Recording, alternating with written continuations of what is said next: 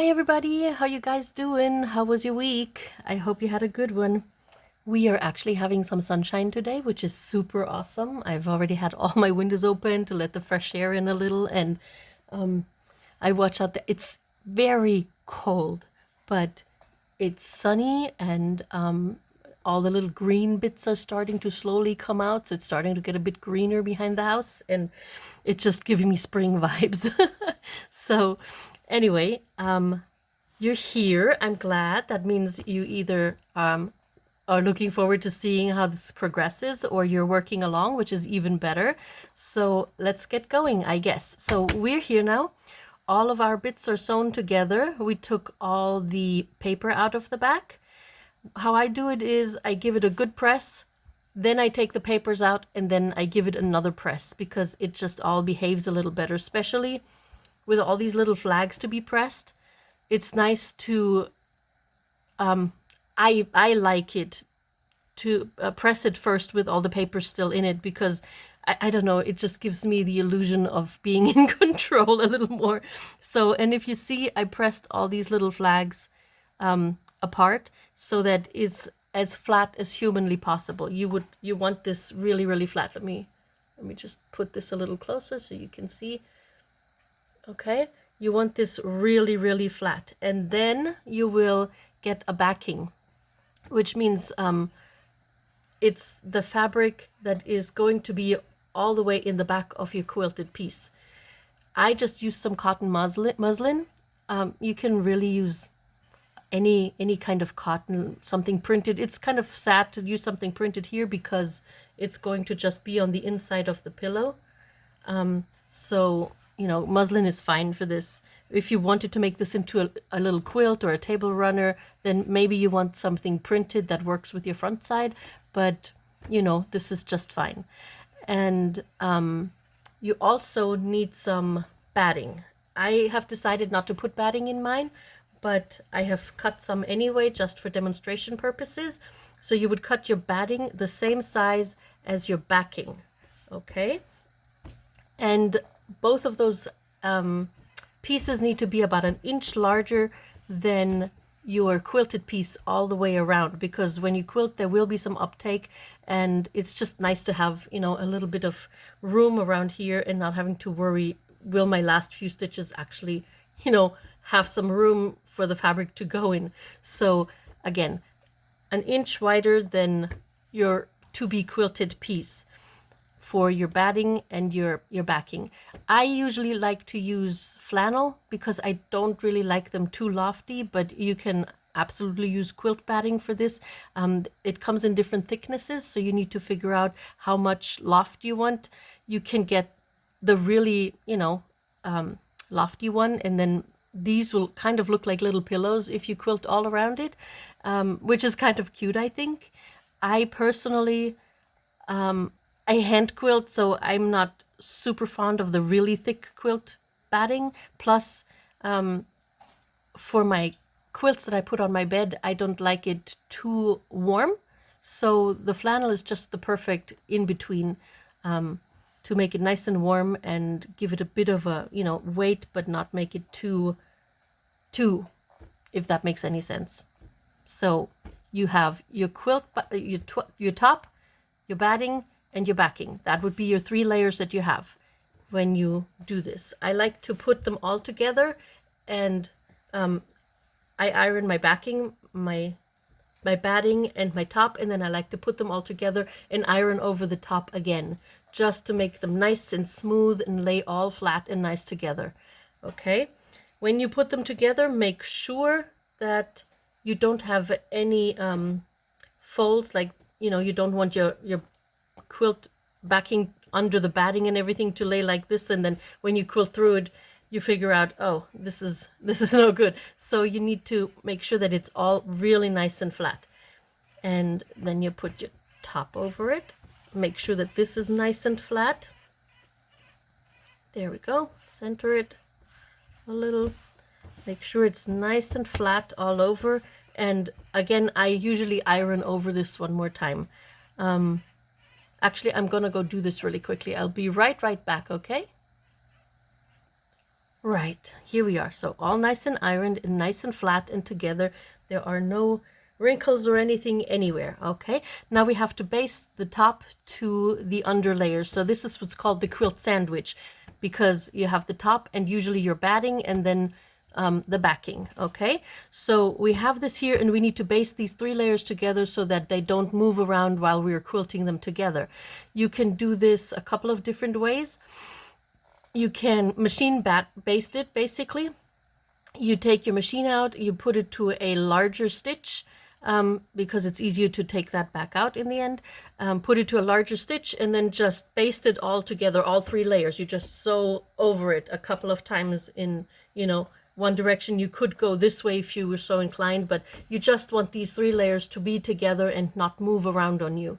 You can hand baste it, obviously, just take a needle and thread and baste them all together. Or what I do, I baste them with safety pins. So I put it all down like so, and then I take my safety pins and I just start pinning. And you need to make sure that you pin a lot. If you safety pin based, I pin a lot, like usually every 2 inches. So you can start at a corner. This isn't, and you just go all the way around. Oops, that's a big one.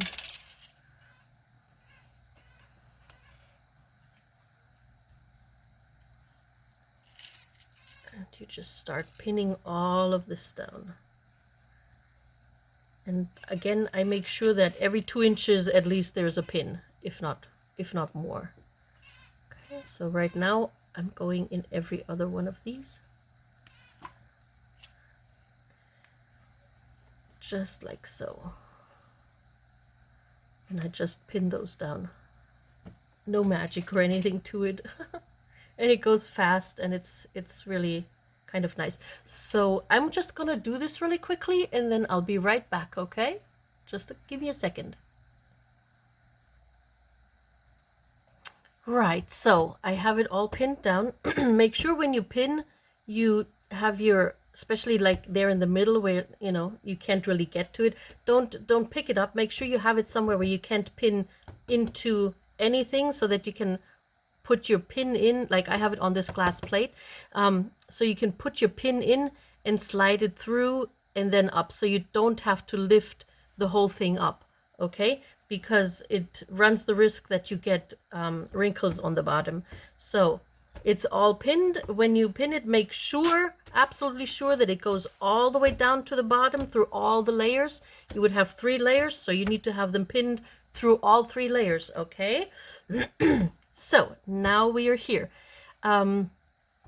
You pick out a thread color that you like to quilt with. I have picked this golden yellow, and you decide on your quilting pattern. You can either just quilt in the ditch, which means just along where your seams are. You just go over it with your quilting. You can go in a little bit and quilt just every one of these little diamonds down. You could quilt every other little diamond down. You can quilt an overall pattern. Mine is too busy. If I had done like all one color, I could do an overall pattern. I think it's too busy for this right now, but you could do an overall pattern like, let me show you, like some of these in here. It's not a quilt until it's quilted. Oops, sorry. Okay, let me show you some of those overall patterns. So you could, trace some of these on there and then just quilt this, like one of these, or just those circles. You could, use any of, can you even see that? You could use any of these to trace on here and then just stitch those little stitches. Let's see what else is in here. There's a bunch of really cool ones for larger squares. And these are for your edgings, if you have an edging, but you could put this like on top of your your quilt if you'd like, you know, some really pretty patterns. So you could do that. Again, if this wasn't so, I personally think mine is too busy to quilt this on top here. If I had it all in one color or bigger diamonds, maybe that would be different. I could maybe put just one of those overall in the center here and maybe quilt a little bit around the edges. But this is definitely an option for, you know, other things you quilt. There's books out there that give you ideas. Isn't that cute? That give you ideas like this for your quilts and for your edgings. That work together. This book, you know, gives you, I found it at the thrift store, I believe. It gives you ideas for in the center, or for, you know, little 4-inch blocks for in the center of your quilt and for your edgings. So this is really nice. You could go freeform and just, you know, go squiggly lined all over it. See how this is sort of, sorry, these here, I'm not sure if you can see that. These little things are quilted in the shapes. There's little diamonds in here. I don't know if you can see this. And they just went around the shapes and then in the middle again. So that's definitely also an option. And that's what you need to make your mind up now. I have decided to quilt all the white diamonds and go just about, you know, 1/8 of an inch in from the edge of here, and then just go around it with my thread and needle. Now, you could quilt this on the machine if you like. If you say, you know what, this was enough hand stitching for me, I'm done, I just want to get this over with, you could put this on the machine and again just go along the lines and like quilt it in the ditch if you like. You start out usually from the center and quilt out. So I would probably go one of these lines here first. And also what I would do, I wouldn't go this way if I were to quilt this on the machine. I would go always in one direction because the fabric does move a little. It gets stretched in one direction when you quilt with a machine and by hand. And if you go this way and then that way, it kind of gets stretched this way, you know, first into the direction that you sew in, and then this way next, and it will give you sort of a ripple effect. So I would go in one direction all the way and then go in, you know, for the crosses in the other direction all the way in one direction. But you certainly could just go, you know, zigzag. It's up to you. It's just a little tiny and sometimes I do, because sometimes this little ripple effect is actually kind of cool. On my running stitch quilts, I do that sometimes because it's kind of gives you a little bit of texture. But in this quilt, I don't think I would want that. So, but you, like I said, you can do it. It's just a little bit of a personal preference to me. All right. When you take out your diamonds, your paper patterns, don't throw them away. You can reuse them. You know, just pin them into another quilt and reuse them, or another project, whatever you want to do. So you can reuse them. I keep them in little boxes, and, you know, usually the same size and shape I keep together.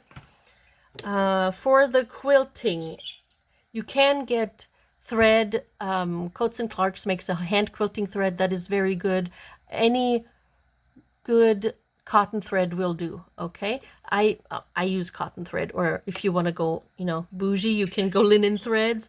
If you want to go top of the line, Aurifil, I'm not sure how to pronounce that, is really top of the line quilting thread. It's a little bit more on the expensive side, but, you know, they have really nice colors. You can use an embroidery hoop if you like. Sometimes I do, sometimes I don't. On my bigger quilts, I sometimes do use an embroidery hoop. You just, you know, put it on there, and then you would quilt all the ones that you can reach in here, and then you would move your embroidery hoop around the project. So there's that. You need a thimble and some snips, and obviously, you know, a pin cushion and your needle and thread. Okay, quilting needles. Let's get into this.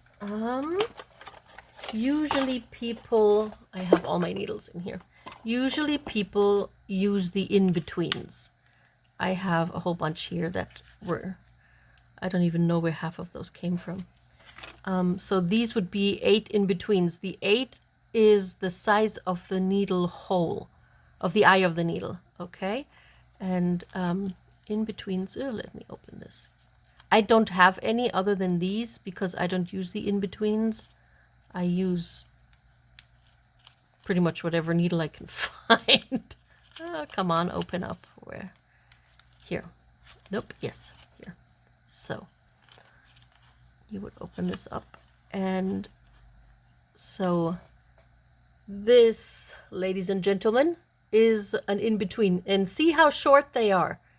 And I mean, you know, the eye of the needle is basically non-existent in an 8. I used to use 9-betweens.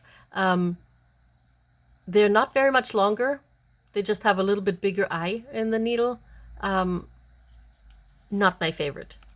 Not my favorite. They're just so short, and I like to get a couple of stitches on my needle. So these are not for me. I keep them because I think the little paper is kind of cute, but I don't use them for quilting. I use larger ones. You could use sashiko needles, maybe. I use milliner needles, anything that's a little bit longer. So maybe I show you the difference. Let me get it out again here.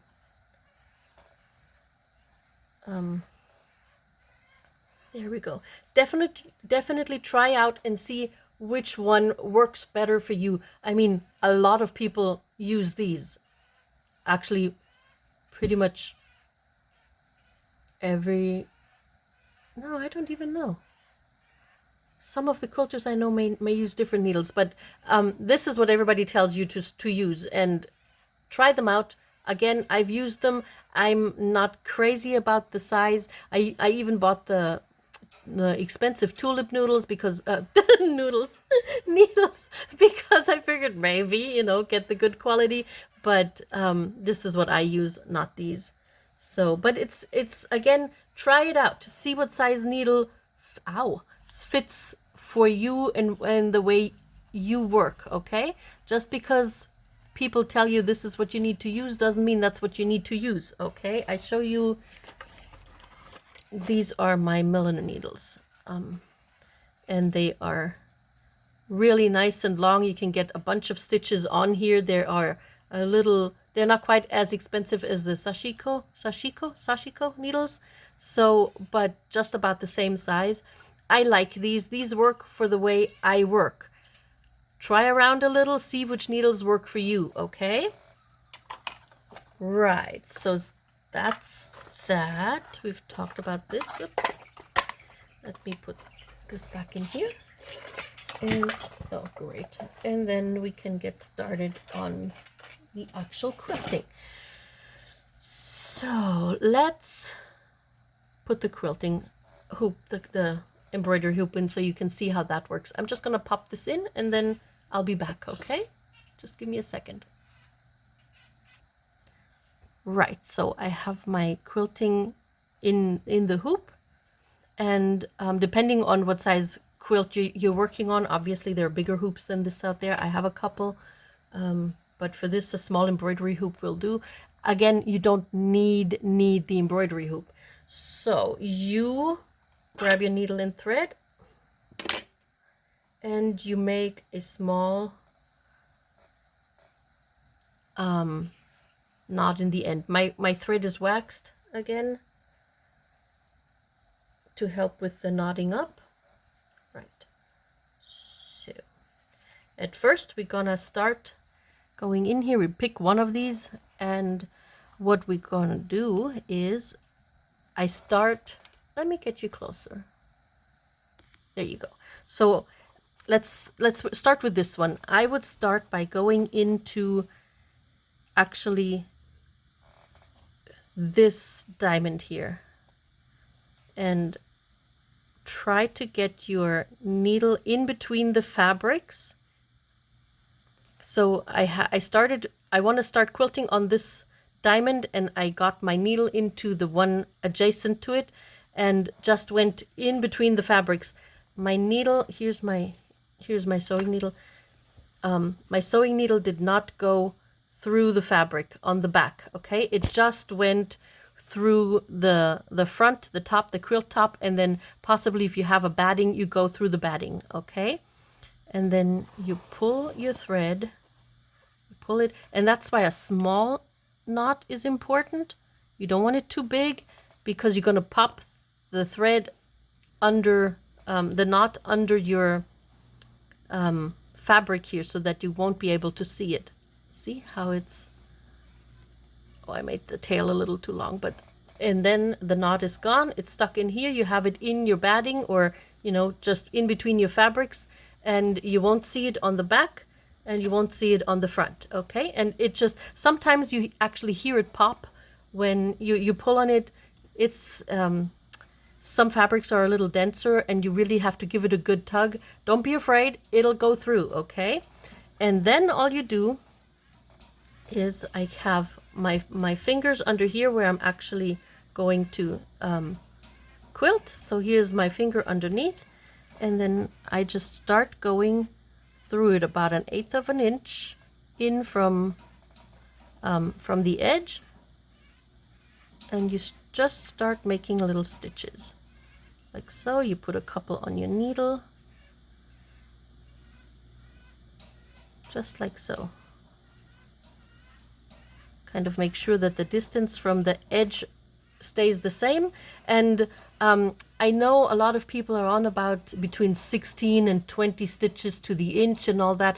I have looked at so many quilts. I have never seen one that quilted that small by hand, to be honest. If it's out there, please show me. I have never seen one. I've looked at my sewing machine. The standard stitch is 16 stitches to the inch. If you can do that by hand, go for it. For me, I am much more paying attention that my stitches are even rather than that they're small, okay? I want even stitches. And when you have a couple on your needle right there, you just start pulling it through. And there you go. And they should come out on the back as well. So here's your first quilted line. And you just keep going like this, all the way to that edge. Plop. Like so. Again, for me, I'm much more into are my stitches even rather than that they're small, okay? Because all it is keeping the top, the batting, and the backing together so that when you wash them, they don't, you know, flop around and, ow, I just stuck myself. Just so that they're nice and together, and it gives the whole quilt more stability and makes it a bit denser and warmer, okay? So it doesn't really, it's not really that bad if you have a little more than 16 stitches to the, or a little less than 16 stitches to the inch right there. I mean, I don't, and there's a whole movement out there now, big stitch quilting, where people use embroidery floss instead of this, which you could use here too. You could use embroidery floss, and make larger stitches. I mean, their stitches are about like 2 of mine here, you know, and it's pretty, it's beautiful. It's, you know, as long as the two are, you know, as long as all those layers are kept together, you're fine. Again, I would pay more attention to making my stitches even rather than making them small. Okay? And then we just keep going on this side. Oop, see, that's a big stitch. We want them even.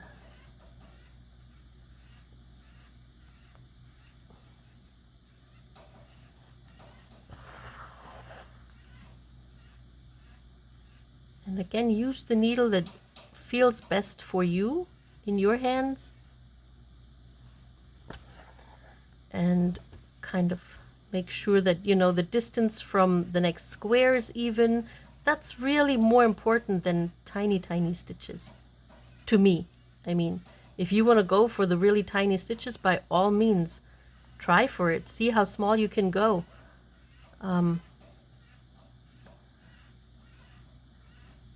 Whatever floats your boat. I'm not going to tell you what to do. It's your quilt, it's your life, it's your, you know, do what makes you happy. There we go. And then you go, oop, one more side. And you just go up, down, up, down, up, down, up, down. That's it. You can do it faster or slower, or usually I grab a new needle for each project. I didn't right now, but you know, I will in a little bit.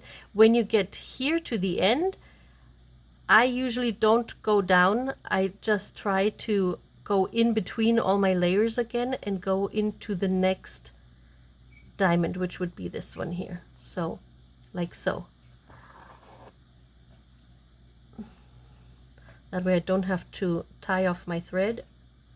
I just, like we did in the beginning with when we hid the knot right here, I just go in between my layers, not through the all the way in the back, but you know, in between the batting and the backing to the next diamond, and then I can just keep going and continue to quilt right here. This is a bit close to the edge, so I'm probably just gonna go down one side, and I'm gonna show you how to end your thread, okay? Oh, what happened? Here we go. There we go. And make sure that your other hand is underneath so you can feel the needle coming out. There we go. Now let's say you ran out of thread. Yeah, you need to feel the needle coming out because you do want to make sure that all your stitches go to the bottom, okay? So let's say you ran out of thread right here. Let's make this a little shorter. Actually, no, let's just keep going here.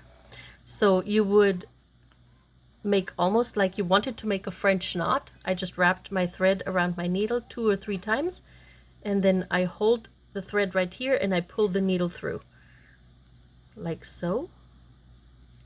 Make sure it kind of goes down to as close to your fabric as you can.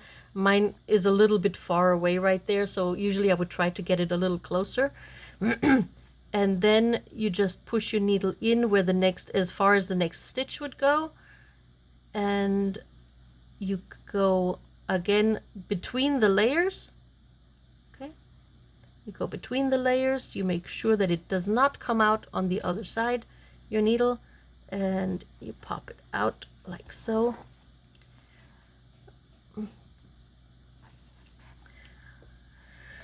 Ooh.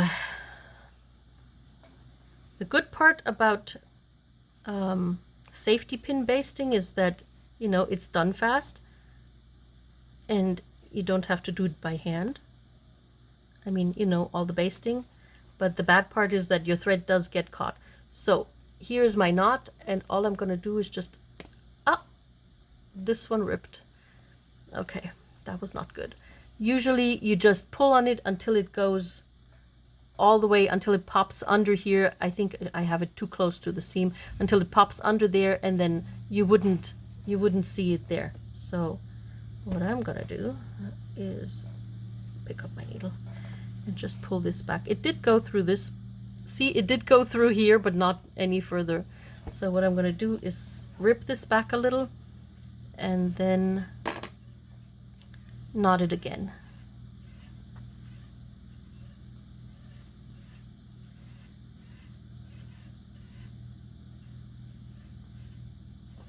You could also, if you didn't want to quilt it, you could also tie the quilt, where you get little cotton strands all about the same length, and then you go from the front. Where's my needle? You thread them through a needle, embroidery floss, maybe 2-3 strips of strands of embroidery floss. You go through the front to the back and back out the front like so. Or in the back. Most people tie them in the back, but I'm going to show it to you here. I think it would be nice in the front. And then basically you tie them into a couple of knots, like so. And you would do this on the back traditionally. But it might be kind of cute in the front because you do this and then you cut it off and leave a little bit of a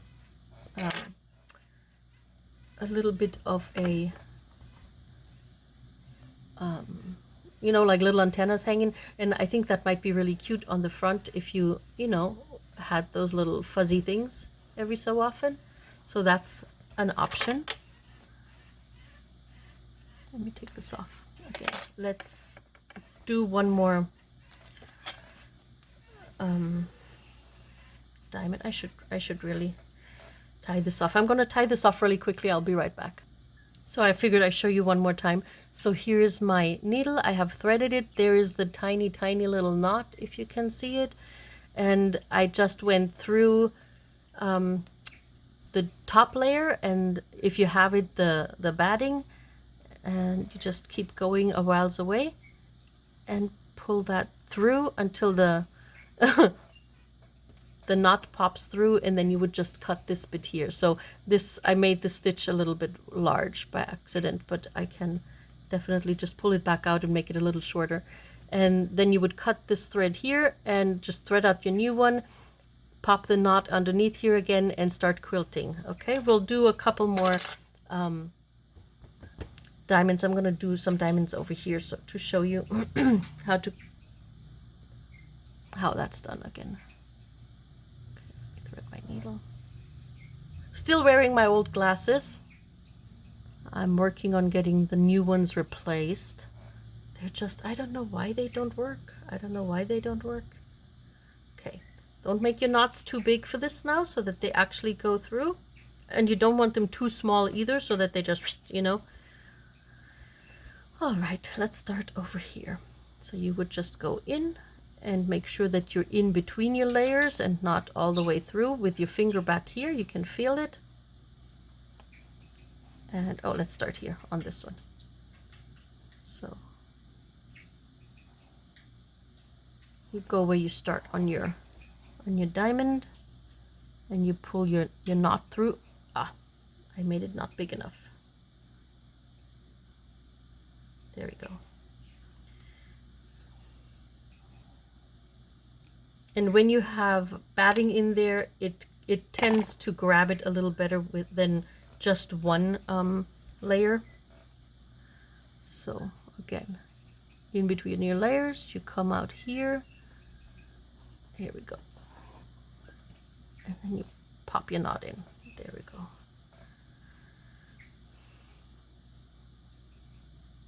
Oh. Key. Ow.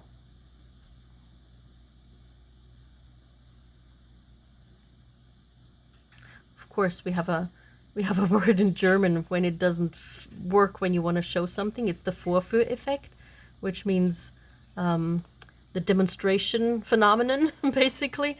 It will never work when you want to show it to someone. You do it at home when nobody's watching, everything works fine. But the minute, you know, you want to show somebody, oh, this is how I do it, everything goes haywire. We have a word for everything in German, apparently.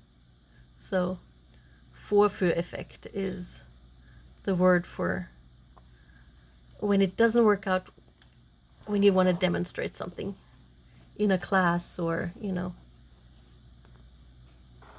There you go. Oh, come on. There you go. We have two sides. Third side. And then I would go and start these diamonds in a place where it's easy for you to go to the next. Like I started it here. Once I come around, it's easy for me to start this one, and then, you know, so on. Keep going to the next one and next one. If you did all of them, obviously it's much easier to just keep going to the next one. I am doing every other one, so once I'm done with this one, I will end up here again, and then I could either work my way through here and start on the next one, or I can tie off my thread and then start fresh with the next diamond again. I'll show you. Oh, this is a large stitch. No likey. There we go.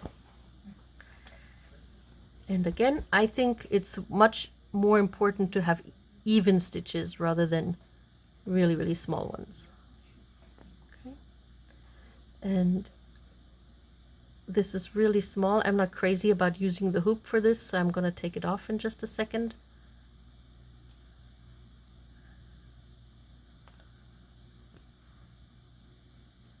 Because it's rather in my way. Come on. There we go. And then I'm here where I started again, so I'm going to go through here, only through the top layers, into the next diamond, right here. That way I don't have to stop my thread.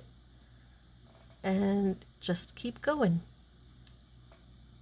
Ow.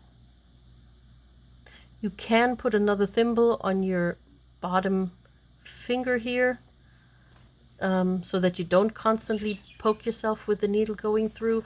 I have seen some people use like a spoon down here, and I used to have one. I'm not sure where that went. It was a little actually the top to my bone folder, because this used to be a actual bone salad fork and spoon, and the top broke off. So I'm using it as my bone folder, and I use the top for my quilting, but I'm not sure. It's in one of my sewing baskets, I'm sure. Just not here when I need it. There we go. And I mean, some stitches will come out a little uneven or a little bigger or shorter than the other ones, but you're hand quilting. And if this is your first time, you know, give yourself a break. The very first one I did wasn't very even held. I still, you know, sometimes not very even. So, but that's handmade. If you want something that's absolutely 100% accurate all the way around, go buy it at a shop. Buy it machine made, then, you know, you don't have to worry about it not being 100% even. But that's why we hand make things, because we do like those irregular results and the, you know, not quite, the more personal touch. So, and again, you can try and use the betweens. They're nice and short. They might work better for you than the long needles that I'm using. There are different lengths needles. Just try them out, see what works best for you. Okay. And I'm going to take that quilting frame off because it's really starting to annoy me. Yeah, I'm going to take this off.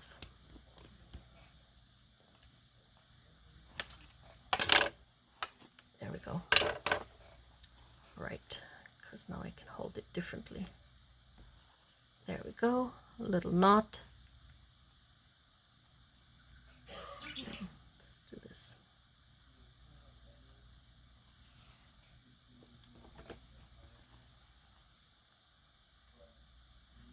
You could, instead of knotting this off and finishing it, obviously you could keep going by just going between your layers into the next diamond right here, like so.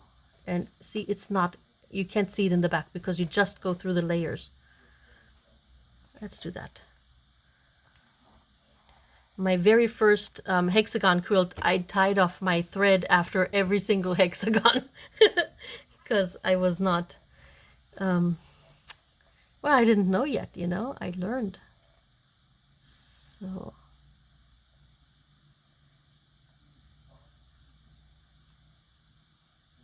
there we go. And I have seen some people use their embroidery hoops the other way around than I have, so it makes it goes this goes on top and this part goes on the bottom, so it makes a little dip in the fabric rather than lifts it up. Try if that works for you. I don't know. I haven't really tried that yet. So here we are.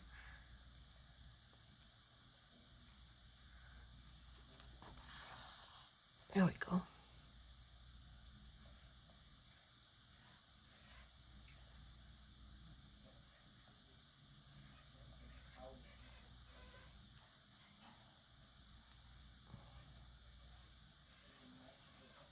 Some fabrics are really hard to get your needle through. Some are easier. I know this fabric is sort of a ticking fabric, and oh my God, it's the bane of my existence, and I have a little bit left, and I really like it though because I think it's cute with the little blue stripes. But oh, it is tough fabric to go through. And now you have this layer and the fold over seam allowance layer and your batting and your backing, and you need to go through. This is gonna be, I'm gonna be not very happy quilting those, but I do love the way they look. So, you know, we put up with so much stuff. There we go. Next one.